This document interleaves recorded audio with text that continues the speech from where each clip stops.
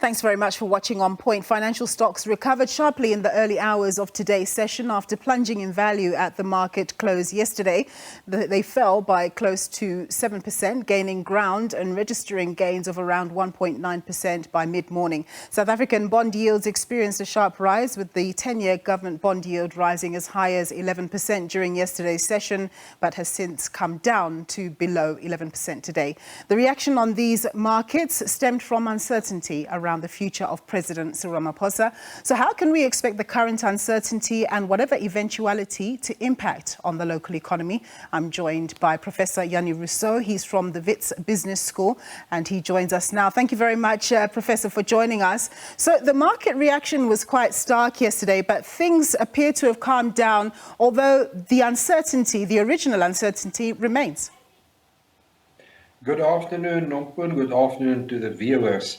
Indeed, the uncertainty remains, and we will be in this uncertain time until President Ramaphosa announces his next step. So this is not good for the economy. This is not good for financial markets. This is not good for economic growth. So I hope that we will get certainty from Mr. Ramaphosa on what he plans to do sooner rather than later. We cannot continue with this uncertainty. So should President Ramaphosa resign, is there a concern about what this will mean for economic policy, especially the structural reform agenda?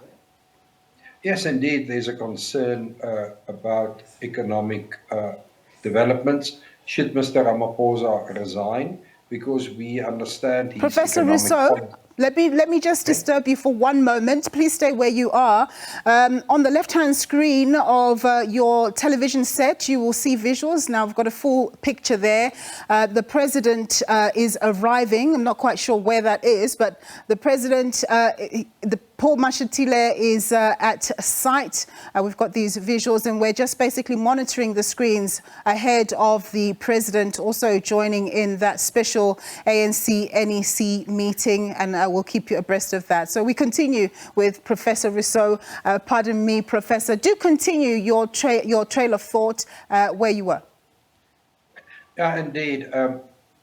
Mr. Ramaphosa gives certainty about economic prospects in South Africa. However, in my view, he cannot continue as president under these circumstances. He promised us clean government, and in my view, the conduct at his farm Phala Phala is not conduct becoming a president of South Africa, and unfortunately, he should set an example and vacate the position. We cannot have a president living under all these questions. Yes, of course, an individual shouldn't hold the country to ransom, even if they are the president of a country.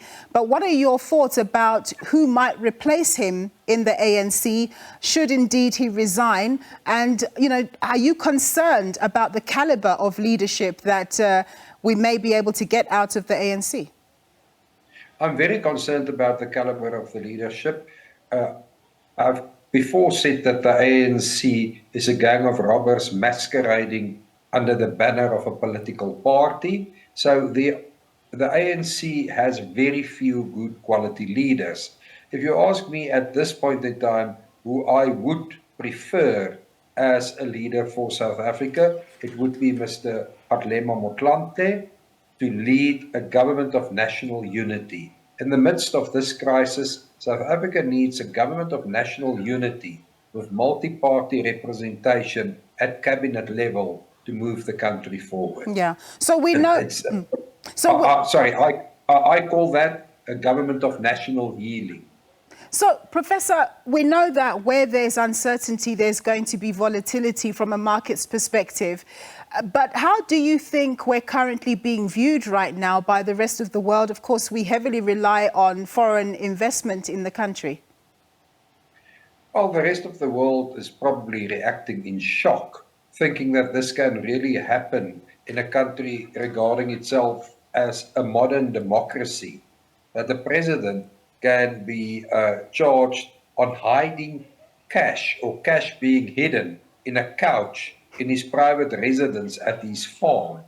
I mean, this is the stuff that stories are made up about. This is not the stuff that we see in the real world. So the rest of the world will really take a grim view of South Africa under these circumstances. We do seem to be having more of a political conversation, but I suppose it's pertinent for the situation that we're in. The NEC, the ANC NEC is having a special meeting, obviously in light of everything that's happening. What are you hoping that they're going to conclude, regardless of your issues around the caliber of leadership that we may have in the country right now?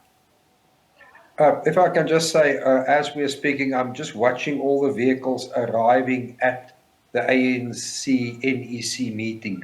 And I really shudder to think that government feels no shame to use these expensive vehicles to drive politicians around in South Africa with total disregard for poverty in this country. So this is what is really wrong in South Africa. The ANC government has lost its ability to feel any shame for its conduct. Just look at the vehicles, Nompu, on your screen that we see arriving by the dozens at this NEC. This is what is wrong in South Africa. The ANC government is completely out of touch with what's going on in South Africa, how people are suffering at the economic level. So to come back to your earlier point, unfortunately in South Africa, politics and economics go hand in hand. They do go hand in hand indeed. So what's next? What happens next? I mean, we know that we have our economic reforms, which have been spearheaded by the president, but they just haven't seemed to have moved fast enough, with the exception perhaps of the energy sector. What needs to be happening for us to see real change in the economy? I mean, we've got the latest unemployment figure down slightly, but still at very intolerable levels. And of course, youth unemployment sky high, around 70%. Nompo, it's unfortunately true that Mr. Ramaphosa has spoken a lot, but has done very little as the president of the country. So if he continues as the president, or tries to continue as the president, he will be able to do even less, and nobody will really pay any attention to what he says. So what happens next? Either Mr. Ramaphosa resigns, or he fights for dear life to try and hang in. Both these outcomes are unfortunately very bad for South Africa, and Mr. Ramaphosa only has himself to blame for this mess that South Africa is in. I must admit that I expected better from him, and I really feel let down personally by Mr. Ramaphosa. So the outcome is a very weak president, or a new president, and we have no idea what the new president's economic policy will be, because we don't know who will take the position if Mr. Ramaphosa resigns. Yeah. Presumably, policy continuity would be very important, but of course, it doesn't matter whether you have, what your framework looks like, but you actually need to implement on the policy. Yes, of course. It's very easy to talk, and Mr. Ramaphosa had all these wonderful ideas, but very little implementation. What we now need in South Africa is a leader that will say only two things. We will give the country uninterrupted power supply, so we will focus on Eskom, and we will fix municipal service delivery so that people live in better conditions in the various municipalities in South Africa. Anything beyond fixing those two things are merely pipe dreams. And a next leader should make those two issues the single priority of this country to improve the living standards of South Africans. If we can get those two things right, investment will flow again, and we will see job creation for people, as you've pointed out, really suffering under unemployment. Yeah. But so a next leader must focus on those two single things and not have these whole variety of dreams Mr. Ramaphosa had, because he has shown us that there's no ability to implement. So, of course, you're talking about, the lack of implementation, but a lot of it also starts at the municipalities, the places where we work and live. That doesn't really seem to be coming right. And of course, the Auditor General keeps on publishing these horrendous reports about many of these municipalities not having a clean bill of health, not even being able to organize anything or deliver basic services. So how do we get around that? I mean, you can have a figurehead who says we want ABC to happen, but on the ground, obviously something needs to change. Well, the central and provincial governments will have to help municipalities on the one hand, and secondly, municipalities, the management, the politicians at municipalities should understand that by reaching out to their local communities, they will be assisted in service delivery. And the moment local municipalities all over South Africa, those politicians realize that by accepting the cooperation with the local communities will ensure their re-election, this whole idea will change, and we will see communities helping municipalities with the guidance of provincial and central government to restore service delivery. And the politicians at local level must just start to understand that that will help to re-ensure their re-election. Yeah, some of these municipalities are broke. I mean, they can't afford to do anything. We hear from Eskom that it's owed something like 50 billion rand in total by municipalities. There was talk that some of them should get amnesty. And of course, there's a big problem with that, because if you give one, you have to give others. What's your standpoint on that, especially when some of these municipalities have zero money? You can't give single municipalities amnesty. You either have a blanket amnesty or you have no amnesty at all.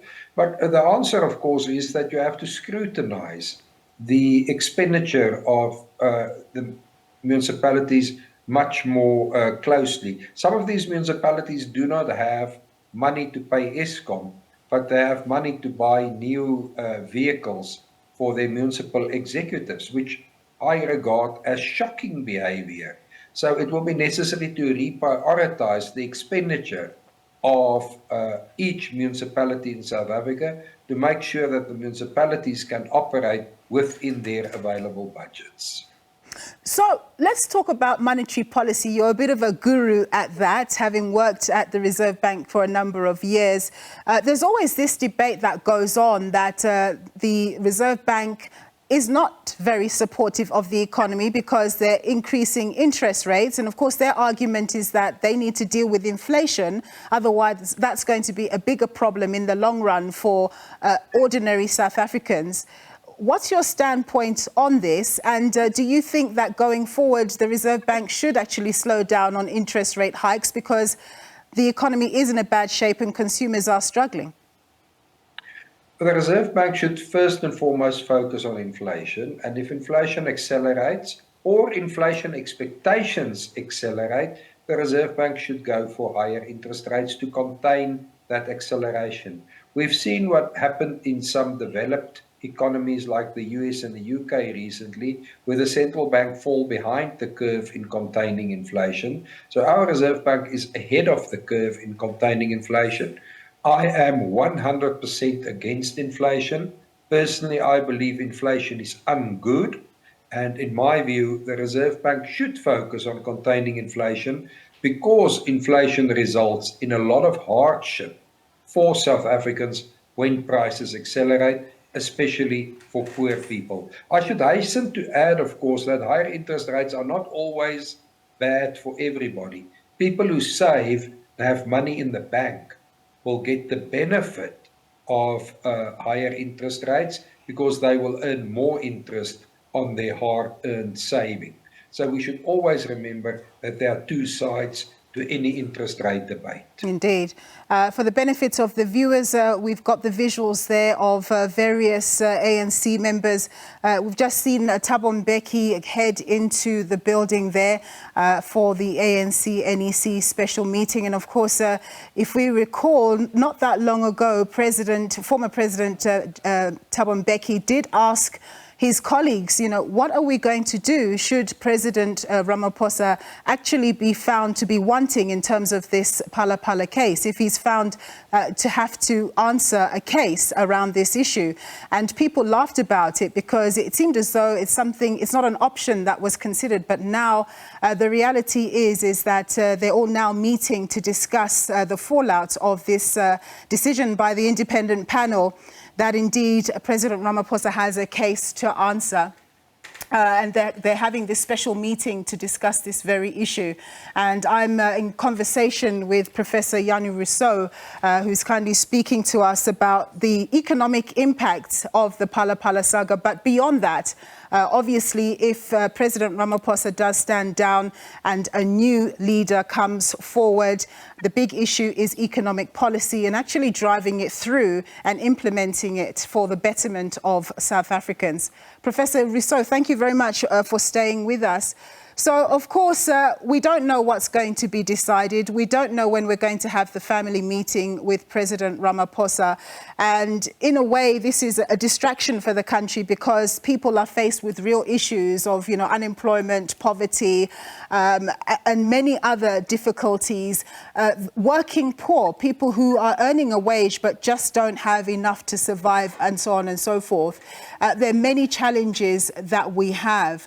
Just in terms of at a rudimentary level, discuss some of the basics that the country needs to be looking at in order for us to actually change the trajectory that we're at right now. Yeah, well, at the basic level, we need a government that cares for the people in the country.